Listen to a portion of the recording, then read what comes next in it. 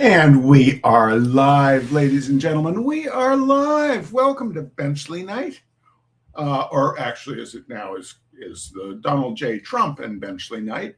And boy, oh boy, is our namesake doing a wonderful job, exemplifying the best that America is. Anyway, it is lovely to be here. Thank you all for being here. Let's just dive right into tonight's chapter of A Libertarian Walks into a Bear.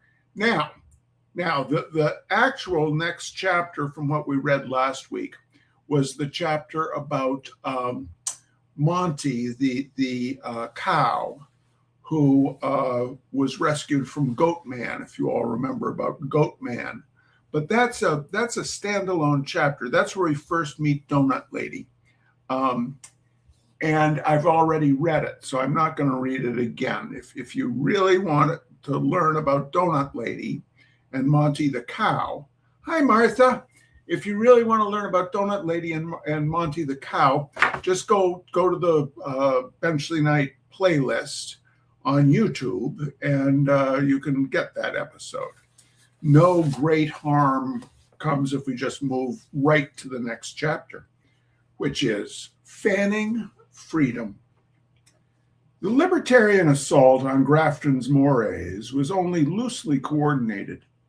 Every day, it seemed, some random Freetowner was pulling on another thread in the fabric of Grafton's traditional way of life and enthusiastically giving it a tug, seeking to warp the weft. When they encountered resistance from the locals, the Libertarians chalked it up to ignorance. Soon, they said, everyone would realize that life was better when the government left its citizens alone. But their educational efforts were spurned by a stubborn rear guard of civic-minded residents who seemed to feel that the Freetowners themselves were the main obstacle to left alonedness. Years later, Babiars acknowledged the disconnect while explaining that Libertarians, though logic-heavy, tended to have poor communication skills. The Libertarian movement is more cerebral, if you will, he said. They lack the ability to deal with people at the human level. And indeed, the same psychological study that found Libertarians to be more logical than Democrats or Republicans also found that they are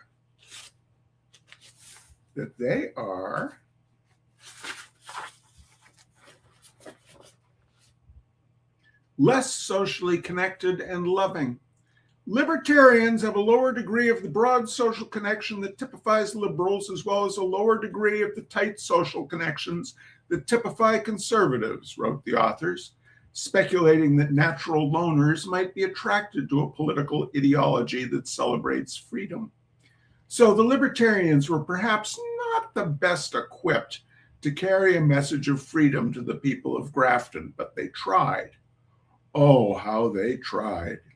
They began building a culture from the ground up, always seeking to infuse their fervency with a sense of fun.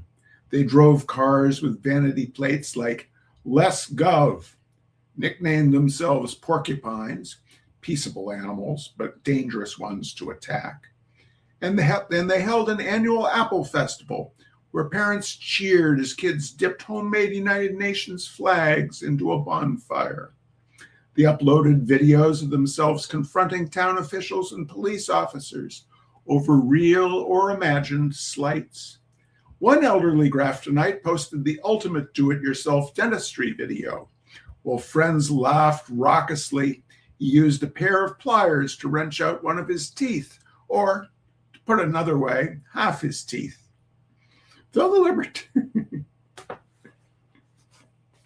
Though the Libertarians asserted such rights at every turn, it was difficult to say whether, in aggregate, significant progress was being made toward creating America's first free town. At Grafton's annual town meetings, the Libertarians floated all sorts of new ideas, hoping to find common ground with longtime residents. They were stymied in their efforts to withdraw Grafton from the regional school district, explicitly condemn the Communist Manifesto, and eliminate funding for the Grafton Public Library. They were successful, however, in getting a measure passed to cut 30% from the town's $1 million budget, as well as another to deny funding to the county's Senior Citizens Council. They failed to muster enough votes to abolish the town planning board, but they did manage to stock it with Libertarians, which effectively shut it down. In one notable town meeting skirmish, resident Rich Blair grew upset with the Libertarians' formal proposal to declare Grafton a United Nations free zone. Rather than simply voting against the idea, Blair submitted an amendment that replaced United Nations everywhere it appeared in the proposal with the name of a certain cartoon character. Thus, residents eventually voted on whether to protect the town's citizenry from, quote, taxation without representation by forbidding the implementation within the town limits of any tax, levy, fee, assessment, surcharge, or any other financial imposition by SpongeBob SquarePants. Not all of the Freetowners stuck with the movement. Founding father stalwarts like Hull maintained their prominence, but others, like Larry Zach Bass Pendarvis, took their slash and burn rhetoric elsewhere. Pendarvis advocated loudly for the rights of women, though he never seemed to get beyond a very narrow zone of empowerment that largely concerned itself with the right to go without bras and underwear and the right to sell sex. After being ousted from the Freetown Project, Pendarvis used eBay to sell a Floridian island that he had acquired under questionable circumstances. He used the proceeds to advocate for a similar Liberty enclave in Loving County, Texas, where he was roundly rebuffed. As it became evident that the cloud of self-defeating chaos enveloping Pendarvis was persistent, some libertarians speculated that he was actually a federal agent provocateur working to infiltrate and bring down extremist groups. But even as Pendarvis faded into the Freetown's background, new faces emerged to carry the banner of liberty ever forward. For example, Freetowner Bill Walker, known in internet freedom forums by the username Top Gunner, was driving his Mazda pickup truck down the streets of Manchester early one morning in October 2008 when a policeman pulled him over for a loud muffler. During the stop, the officer discovered that Walker had 2 loaded pistols and numerous magazines of ammo in his waistband and was also wearing body armor. His passenger, Sharon Ivy Ankrum, who owned the truck, was also carrying a firearm for which she did have a permit. The pair offered no public explanation for the firepower and body armor, other than to assert that it was legal under the U.S. Constitution. Ankrum argued her traffic violations all the way to the state Supreme Court, in part on the legal theory that state requirements for a driver's license unconstitutionally restricted her right to travel. She lost.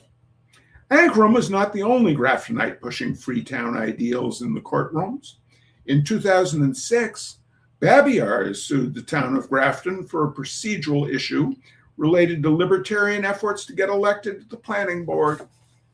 He lost.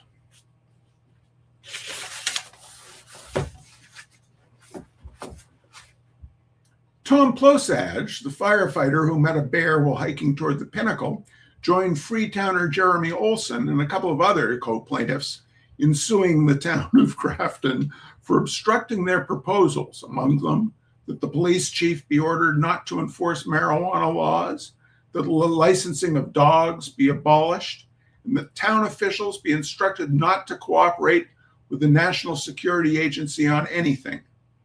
They lost.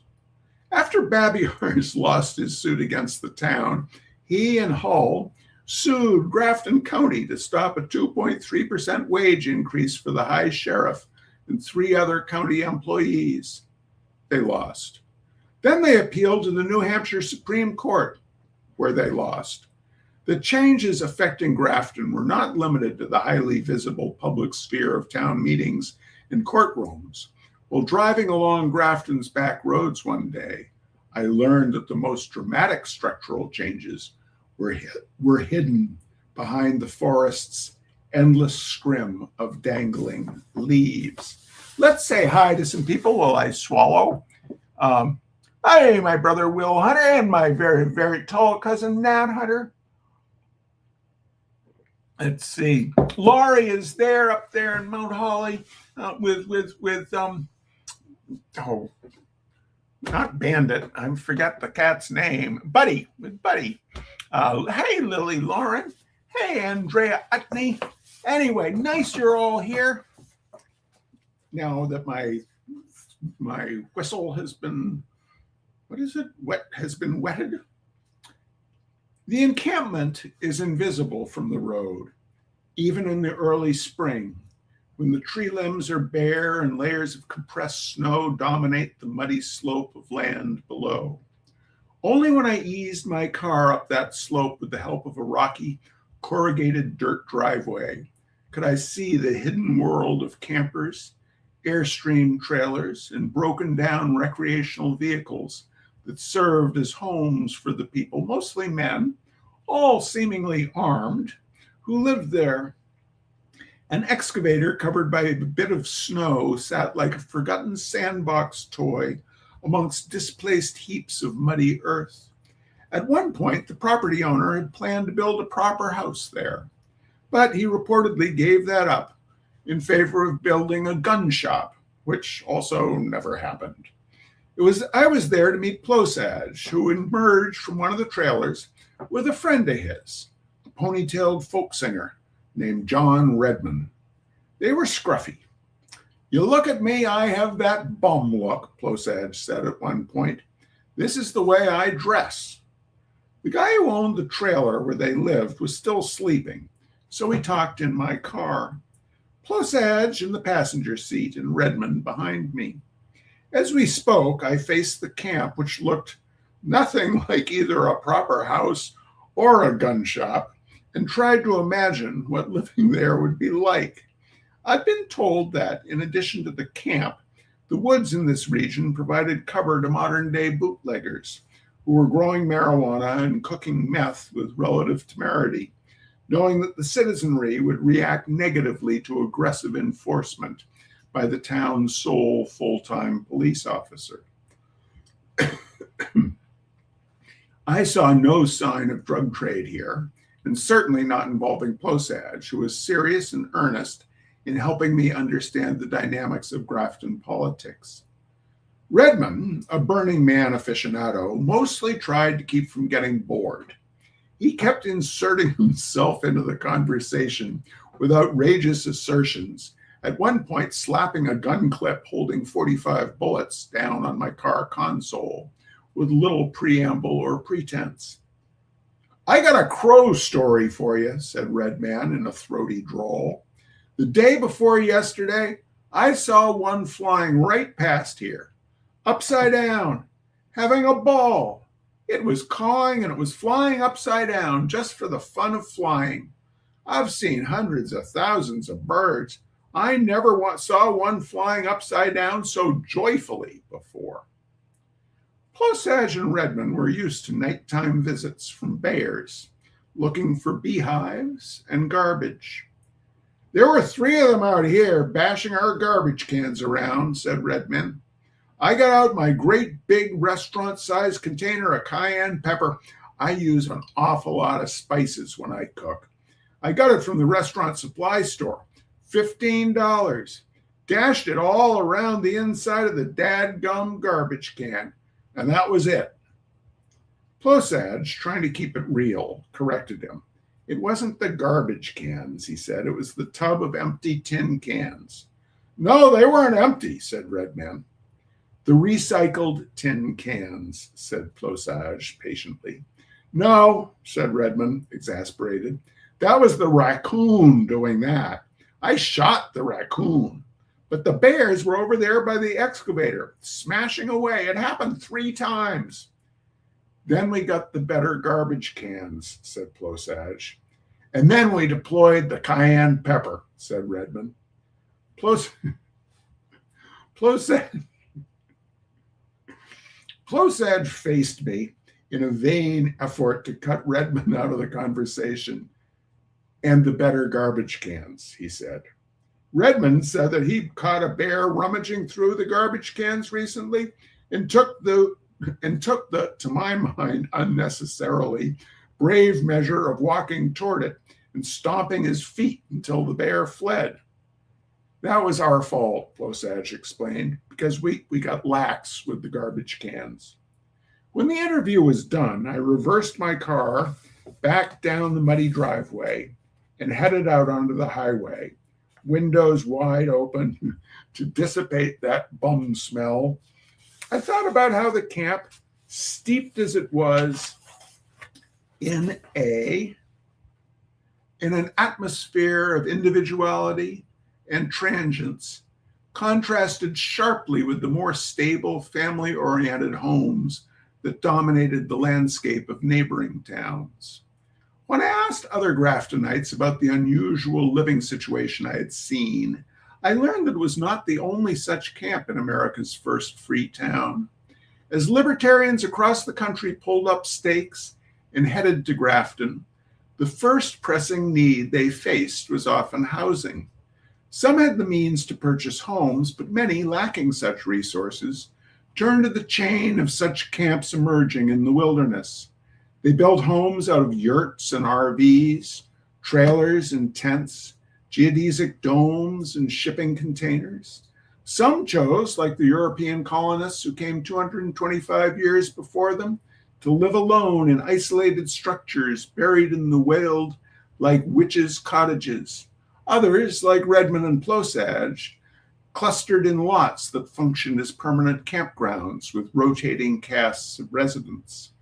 The complete lack of zoning regulations, code enforcement, or building codes whatsoever eliminated any burdens associated with demonstrating that their new homes were habitable and free of fire hazards. And so these ad hoc solutions functioned as a sort of ultimate free market, where men floated freely between the camps in pursuit of what they valued most at the moment: a heated camper, a solitary yurt, better roommates, cross-pollinating friendships and political ideas along the way.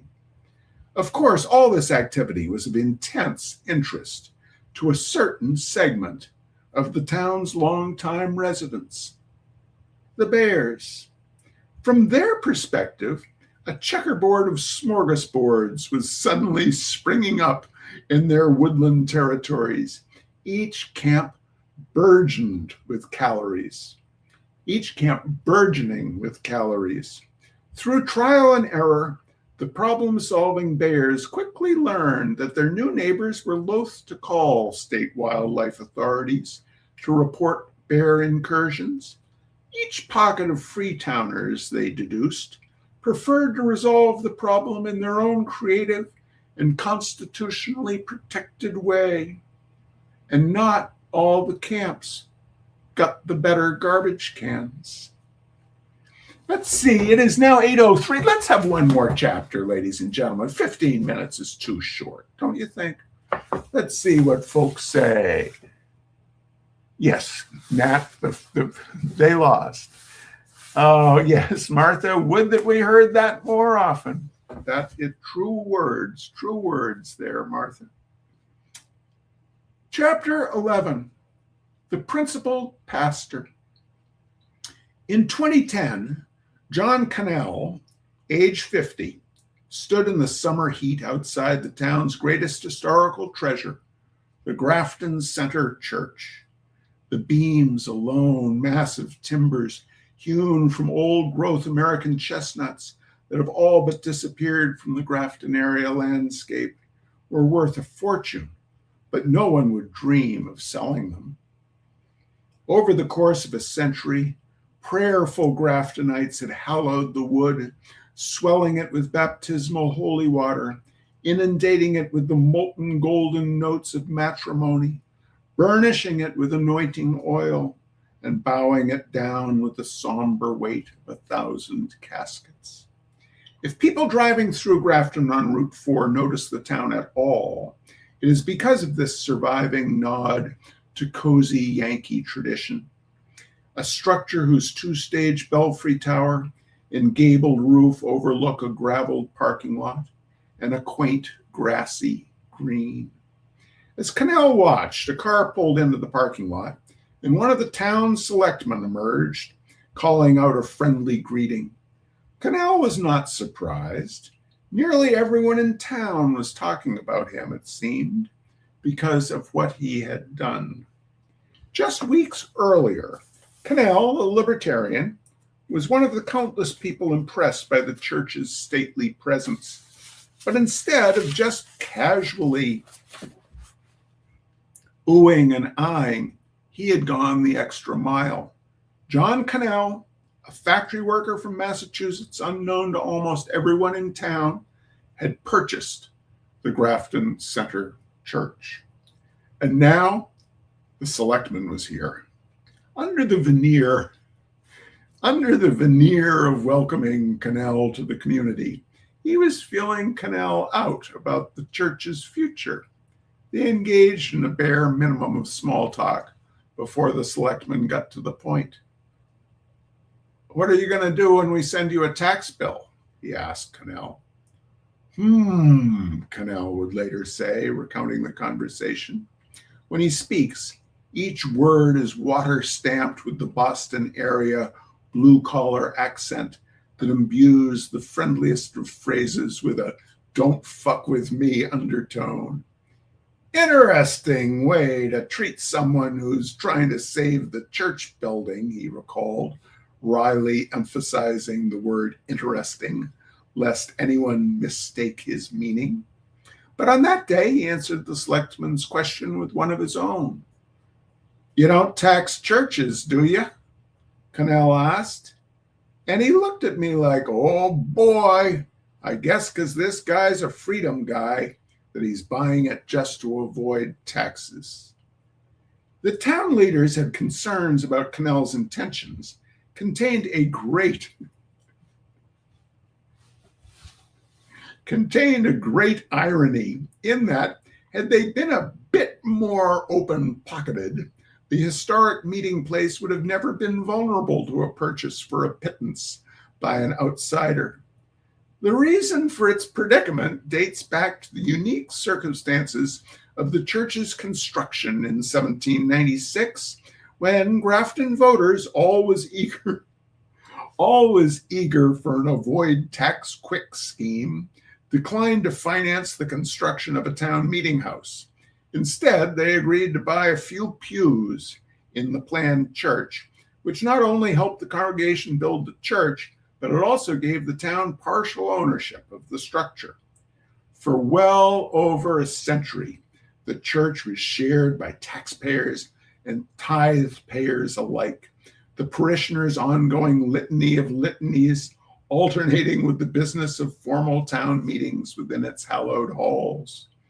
As the center of both religious and civic life in the village, the building became known among the secular as the Center Meeting House. The decades ticked by.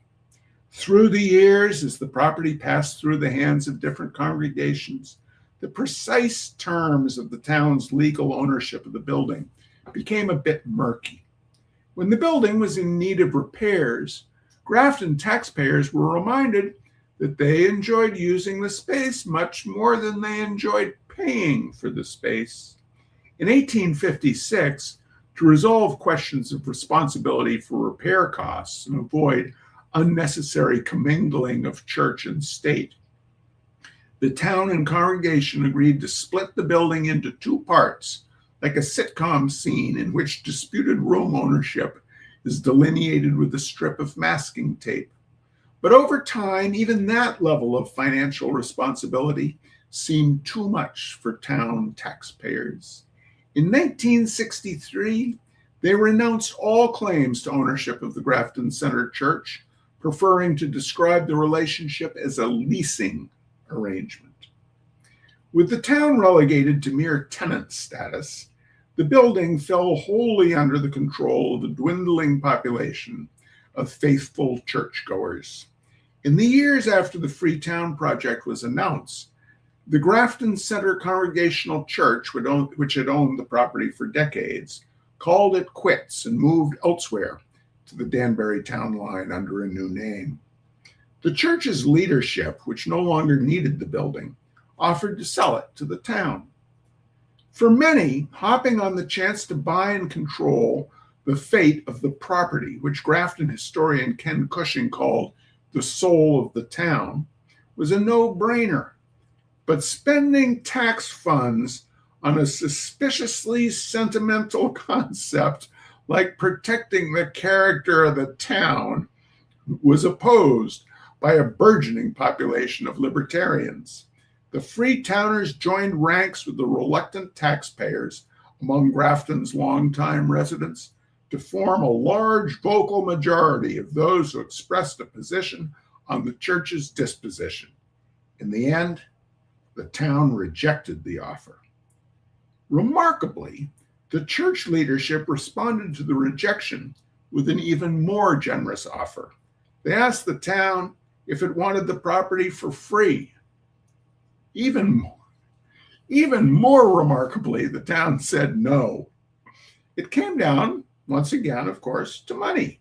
Because there were no zoning requirements in Grafton, the town had never formally inspected the building, so questions about the maintenance costs remained unanswered.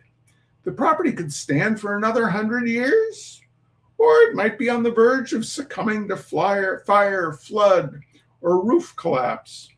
Without spending money on a formal assessment, there was no real way to tell. Rumors that the church was structurally unsound circulated through town, said Deb Clow, the town librarian. That led the selectmen to say, it's a money pit, said Clow. And so the church put the now vacant building on the open market. Just a few weeks later, in an instance of what some might call proof of divine providence, and what others might call proof of the chaotic and coincidental nature of the universe, and still others might call the entirely predictable outcome of offering to sell a property with inestimable historic value for dirt cheap. I'm going to read that again because it's such a good sentence and I read it rather poorly. Just a few weeks later, in an instance of what some might call proof of divine providence and what others might call proof of the chaotic and coincidental nature of the universe, and still others might call the entirely predictable outcome of offering to sell a property with inestimable historic value for dirt cheap, the building caught the eye of John Cannell. Cannell was born in Salem, Massachusetts in 1960. For nearly 3 decades, beginning when he graduated from high school in 1978, he worked 12-hour shifts at Stahl Chemical, a leather treatment facility situated between a tavern and an auto body shop in Peabody. In the mid-2000s, there was a reactor fire at the factory. Cannell later said that he stayed in the building beyond the point of safety to help get the fire under control. I suffered exposure to some very nasty stuff, he would recall. With numerous strange symptoms, I was very, very, very worried about my health. I was thinking I might die. For a few years, Cannell kept pushing himself to show up for his factory shift, but he was often tired and felt kind of sick, reported an online radio station in a feature on Cannell, a lifelong music lover. The station showcased music produced by and for local libertarians as part of the larger effort to build a more freedom-friendly culture. Cannell was not interested in curing his ailments through conventional medicine, which he referred to as the medical industrial path, and he also declined to sue the company. That was not his style. I'd been paid for my work, he said. I had taken risks. Cannell may have been unsure about his health when he left the factory, but he knew for certain that he wanted to get away from the stultifying grind of Peabody. During visits to the live free or die state, he had found fertile ground to express his more artistic and spiritual tendencies. So he moved into temporary digs in the town of Salem, New Hampshire. After embarking on a path of enlightenment, Cannell found that working on his emotional health helped him to cope with his physical health. He forgave those who had harmed him. He began to meditate. He found God, though he would later say that God found him. After undergoing a spiritual reawakening, he said, "My good health returned. I had not felt better since I was a teenager." The rejuvenated Cannell was not sure what came next. He had a unique blend of passions: libertarian politics, the arts, and his Christian faith. He sensed that he was in a position to do something important, but he was not sure what. The picture began to come into focus for him a little more clearly when, during an extended stay with Libertarian friends in Grafton, he saw the church's for sale sign. As he admired the architectural flourishes of its cornices and returns, he was suddenly seized with the idea that he should purchase it. He would later describe it as a voice, a something speaking to him. "Just do it, dude," the voice said to him. "Because if you don't, where's the rest of your life? Are you going to look back and say, maybe I should have done that?" Without involving any lawyers or banks, Cannell made a cash offer of $57,500. That represented most of his 401k, and he had no idea what he was going to do with the building if the sale went through. The voice inside of him was reassuring. "Do not be afraid," it said to him. But Cannell was not afraid. Mostly he was feeling calmness and joy. Cannell's offer was accepted. By the time the paperwork had been processed and Cannell was approached by the selectman that summer day, he had the rough outlines of his calling in mind. The former Grafton Center Church, he announced, would remain a church, with regular services taking place behind its handcrafted wooden doors. The property would also serve as a showcase for his artistic and spiritual expression. Though he had no formal training, he, John Cannell, would live inside the church as its sexton and pastor, and he vowed he would not pay taxes no matter what. All right, ladies and gentlemen, let's end that here for tonight. Now, next week, I will be down in Baltimore seeing the wonderful Betty Sue. She has a concert in near Easton, Maryland on Saturday. So I'm going to go down, take the train down, meet up with Betty Sue. We're going to go to museums for a day. Then I'll be back, but I won't be here Sunday night. But what I'm going to do is pre-record the next chapter. So there will be a Benchley night. There will be a Benchley night next week. I just may be dressed suspiciously as I am dressed now, and the lighting may be very similar. All right. Thank you so much for joining us, ladies and gentlemen. Thank you so much. And so I'll sort of see you next week. Take good care. Take good care. Stay warm. And don't invade any more countries, okay? Bye-bye.